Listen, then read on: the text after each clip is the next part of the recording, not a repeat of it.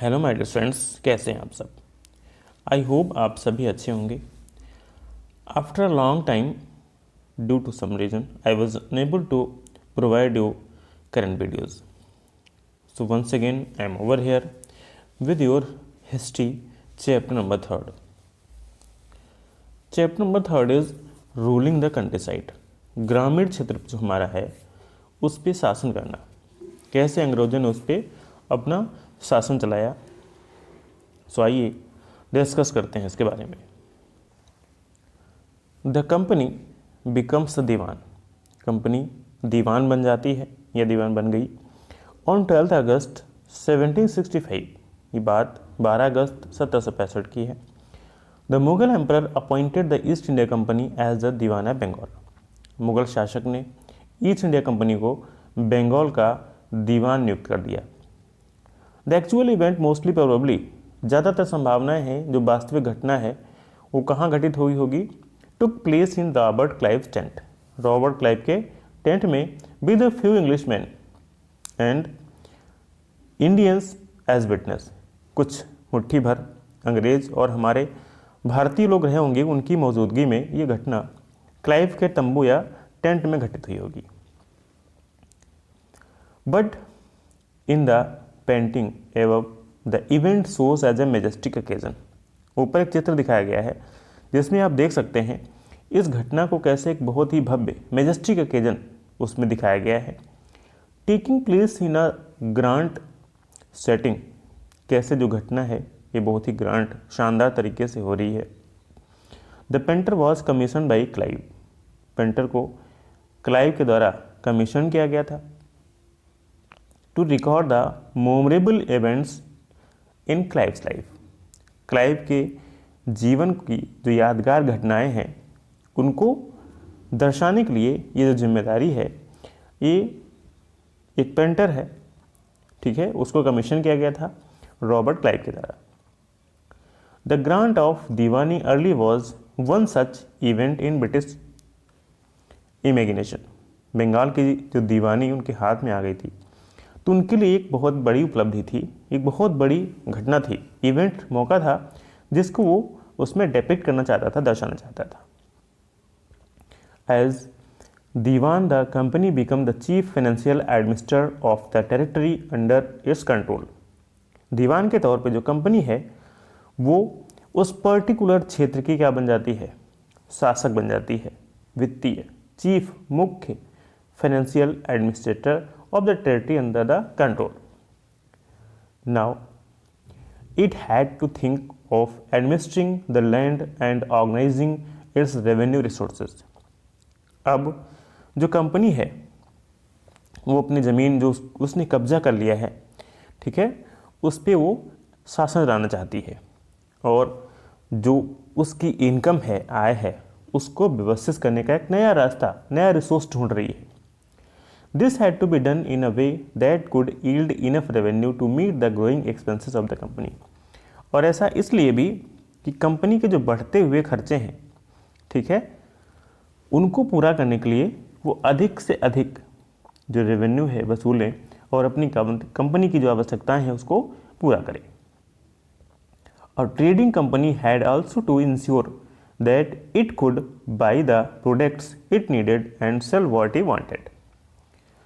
और जो व्यापारी कंपनीज थी, ट्रेडिंग कंपनीज थी, ठीक है, उनको ये भी देखना था कि वो जिन चीज़ों को उनको ज़रूरत है उसको खरीदती रहें और जिन चीज़ों की आवश्यकता उनको है वो उसको क्या करती रहें, बेचती रहें।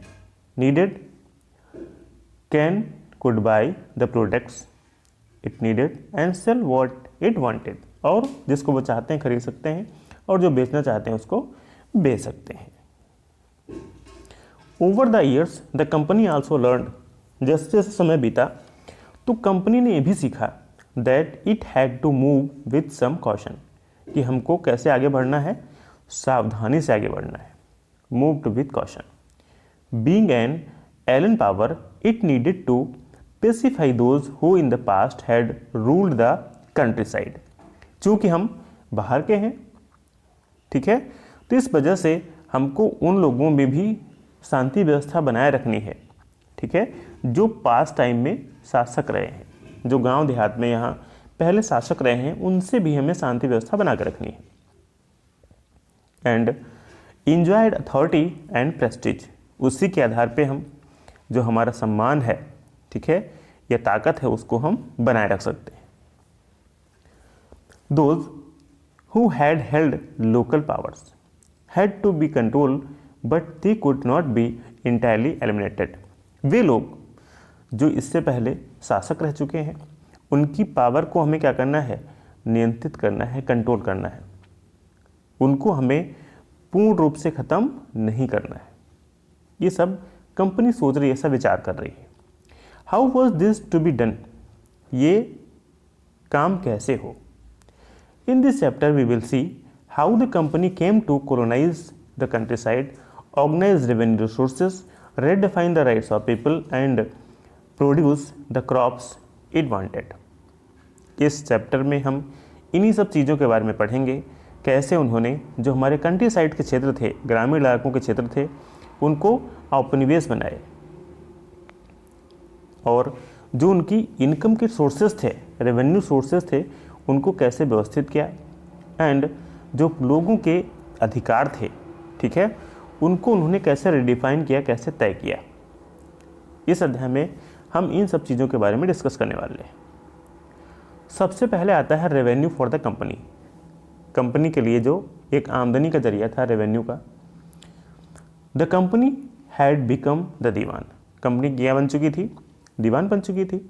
But it still saw itself primarily as a trader, लेकिन प्राथमिक रूप से ये अपने आप को व्यापारी के तौर पे ही देखती है, ठीक है। It wanted a large revenue income but was unwilling to set up any regular system of assessment and collection. Company चाहती है कि उसकी जो वसूली है, ठीक है, वो होती रहे, लेकिन कोई जो रेगुलर सिस्टम है वसूली का, उसको चलाने से या उसको बनाने से अभी वो अनविलिंग हो रही है, अनिच्छुक हो रही है। The effort was to increase the revenue as much as it could and buy fine cotton and silk cloths as cheaply as possible। Company का यही प्रयास रहता था कि वो इतना अधिक जो रेवेन्यू है उसको बढ़ा ले, इतना अधिक हासिल कर ले, जिससे वो फाइन कॉटन और सिल्क क्लॉथ खरीद सके, सस्ते से सस्ते, जितना सस्ते दाम हो सकते हैं उतने। Within 5 years the value of goods bought by company in Bengal doubled. 5 सालों के अंदर अंदर बंगाल में जो भी सामान कंपनी खरीदती थी उसका मूल्य डबल हो चुका था, 2 गुना। Before 1865 the company had purchased goods in India by importing gold and silver. 1865 से पहले कंपनी क्या करती थी, भारत में जो भी सामान खरीदती थी उसके बदले ब्रिटेन से वो सोना और चांदी का आयात करती थी, ठीक है, उसके बदले भारत से सामान खरीदती थी। Now the revenue collected in Bengal could finance the purchase of goods for export. लेकिन अब बंगाल से वो रेवेन्यू इकट्ठा करते हैं, ठीक है, और उसी से यहाँ सामान को परचेज करते हैं, खरीदते हैं। सून इट वॉज क्लियर, जल्दी ही स्पष्ट हो गया था, that the Bengal economy was facing a deep crisis. जो बंगाल की अर्थव्यवस्था थी, इकोनॉमी थी, वो अब धीरे धीरे क्राइसिस में जा रही थी, गहरे संकट में जा रही थी। Artisans were deserting villages since they were being forced to sell their goods to the company at low prices. और जो कलाकार थे, कारीगर थे, वो गाँव को छोड़ के जा रहे थे। क्यों? क्योंकि उनकी जो अच्छी चीज़ें थी उनको मजबूर होके being forced to sell their goods to the company at low prices, कम कीमत पे बेचनी पड़ती थी। Peasants were unable to pay the dues that were being demanded from them. और जो किसान थे वो अपना लगान नहीं चुका पा रहे थे जो कंपनी के द्वारा डिमांड की जा रही थी। Additional production was in decline, जो कारीगरों का सामान था, उत्पादन था, वो लगातार डिक्लाइन हो रहा था, कम हो रहा था। And agriculture cultivation showed sign of collapse, और जो कृषि का उत्पादन था, खेती थी, वो भी कोलैप्स हो रही थी, चौपट होती हुई दिख रही थी। Then in 1770 a terrible famine killed 10 million people in Bengal। तभी बंगाल में एक अकाल पड़ा, सूखा पड़ा, और इस अकाल में लगभग 10 मिलियन लोग मारे गए। About 1/3 of population was wiped out. लगभग 1/3 जो आबादी थी इस अकाल में खत्म हो गई। The need to improve agriculture, खेती में सुधार की आवश्यकता है। If the company was in ruins, अगर if the economy was in ruins, अगर जो अर्थव्यवस्था है, अगर ये रूइंस हो रही थी, नष्ट हो रही थी, could the company be certain of its revenue income, तो क्या कंपनी जो उसकी रेवेन्यू इनकम हो रही है उसके बारे में निश्चित आश्वस्त सर्टन रह सकती थी।